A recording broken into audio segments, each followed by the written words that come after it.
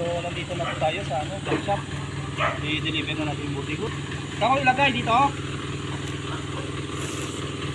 Dito na lang. Baka may dumadaan dyan. Dito na lang. Puno yan ha. Puno ang junk shop mo ngayon ha. Ha? Shout out kay boss. Good morning. Hey, Pat. Say hi. Hello. Good morning.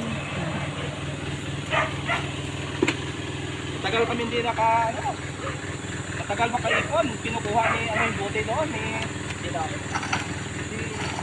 Si Damyo. Yung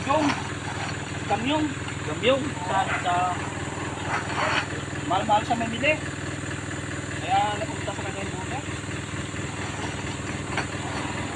Ang kalong kuha niya doon. 50? 50?